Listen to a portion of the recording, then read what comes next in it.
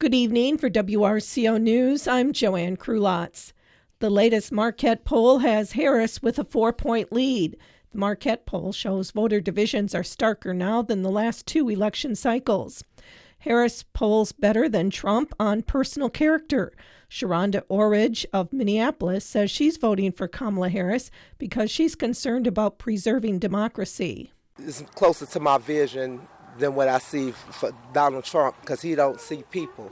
He just sees himself. Donald Trump polls better than Kamala Harris on the most important issue to voters, which is the economy. Jane Gamez is a conservative from West Allis who says she plans to vote for Donald Trump. I think that we jump to conclusions too soon on both sides that we're not willing to discuss. 46% of Wisconsin voters tell the Marquette poll they've stopped talking to some friends, family, and co-workers over politics. Gwen Walz campaigns in Wisconsin this week. The wife of Democratic vice presidential nominee Minnesota Governor Tim Walz will make stops in Madison and Beloit. She'll address the contrast between former President Donald Trump and Vice President Kamala Harris on the issues of reproductive rights and improving conditions for working-class families. The visit will be her third to Wisconsin in recent weeks. Sauk Prairie School District Superintendent Jeff Wright has announced he's running for State Superintendent of Public Instruction. Wright is the first person to challenge Underly, who's been in office since 2021, and announced her re-election campaign in September. Wright is a Democrat who ran for State Assembly in the 51st District in 2018, but lost to Republican Todd Novak by just over 300 votes. A new study finds Wisconsin's election system is more secure than other swing states. The nonprofit political research group Informing Democracy finds guidance from the Wisconsin Elections Commission leaves little room for local clerks to deviate from how they can do their work. Last month was one of the driest Septembers in Wisconsin since 1940. Climatologists say Wisconsin's total rainfall for the month was a little more than an inch. Most of Wisconsin's counties reported rainfall between 2 to 3 inches below normal. Forecasters blame an area of high pressure over the southwest and into the Pacific Ocean.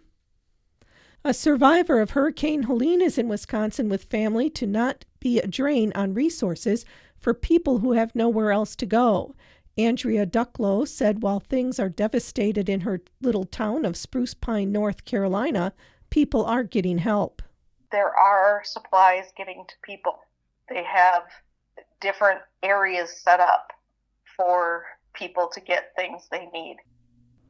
She said the destruction is everywhere, but the spread of misinformation on social media is causing harm too. Don't politicize our disaster because there's a lot of people missing. There's a lot of people that have died. And there's a lot of people that have lost everything. If you would like to make a donation to help those affected by Hurricane Helene, a Help Families Affected by Hurricane Helene tab can be found at civicmedia.us. Gas prices fell 8.3 cents per gallon over the last week. The average across the state today is $2.99. This is almost 8 cents lower than a month ago and 32 cents lower than this time last year. The price in Richland County averages $3.06. Patrick DeHaan with Gas Buddy warns that with an active hurricane season and unrest in the Middle East, gas prices could increase again. The search for a new Madison school superintendent cost over $100,000. New superintendent Joe Gothard was hired this year following a nationwide search. The Madison native is nationally recognized for his work as superintendent of St. Paul Public Schools in neighboring Minnesota. But the State Journal reports the district had to spend over $100,000 to find him between consultants, travel, and hotels. Gothard will be making just under $300,000 a year to lead the district. A higher than usual number of emergency calls from Camp Randall during this weekend's Badgers game. While the team trounced Purdue on a beautiful fall afternoon, paramedics and police were busy in the stands with 43 first aid calls and 26 total ejections from the stadium. There were 9 arrests, 7 for throwing objects and 2 for underage drinking. 5 people were taken from the stadium by ambulance and 2 were sent to detox. Boscobel Mobile Pack Home Team will be hosting a harvest dinner and auction this Saturday at the Boscobel Bowl and Banquet. There will be plenty of fundraising activities, and a delicious meal will be served as well. Bruce Pitsley of Boscobel Mobile Pack Home Team is an organizer of the event. We will be having a live auction, a silent auction, a raffle, and we're also having a meal. And the meal will be smoked pulled pork sandwiches, cheesy potatoes, coleslaw, beans, and we're having dessert also. And we are asking $10 donation at the door, and we're just hoping to have a really nice turnout to help support the Boscobel Mobile Pack. All auction items are donated.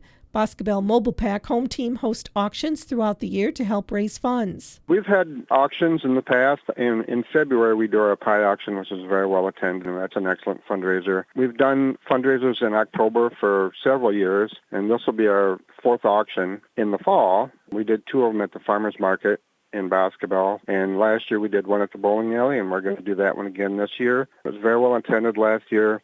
We had several really cool items to auction off. There was a lot of handcrafted wood items, quilts, electronics. Last year we had a person step up and donate over 70 brand new items, and that individual will be doing that again this year for this auction. The $10 donation and other funds raised will help Mobile Pack provide meals for Feed My Starving Children. Feed My Starving Children does not receive any government aid or any other aid. It's all donations and volunteers that drive this company. So that's why when a host team hosts a mobile pack in their community, they're responsible for raising money to pay for those ingredients that make up those Manipack meals.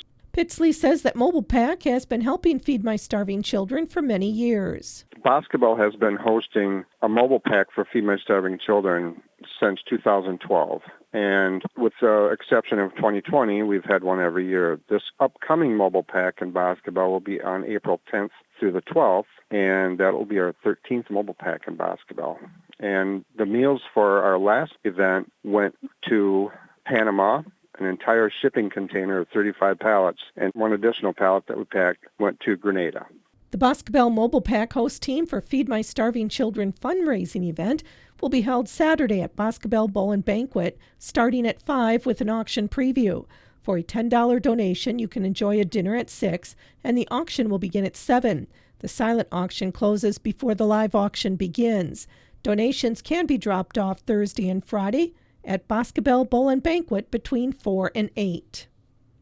The Office for Business and Entrepreneurship, Greene County Development Corporation, Prosperity Southwest, and Blackhawk Technical College will host a small business clinic free to all participants Friday at Blackhawk Technical College's Monroe campus. This free event begins at 9 and is a choose-your-own adventure for entrepreneurs. Come for the day or for a specific session. Participants can schedule 30-minute individual sessions with consultants to discuss starting a business, financials, marketing, taxes, revolving loan funds, international trade, or legal matters. The confidential, free one-on-one appointments can be scheduled between 9 and 4. Consulting services will be available in Spanish from 11 to 4. In addition to the 30-minute appointments, participants may choose to attend lecture-style group sessions featuring general business law with UW-Madison's Law and Entrepreneurship Clinic, business taxes with the Department of Revenue, Marketing 101, funding your business with revolving loan funds, and international trade and opportunities for women in entrepreneurship. Stay for lunch and mingle with local organizations that support entrepreneurship in the region. Meet fellow entrepreneurs and learn about programs in the region that support small businesses. Local Southwest Wisconsin SBDC business consultant and state small business credit initiative specialist Nora Ruffin-Schmidt will be available for free and confidential small business consulting.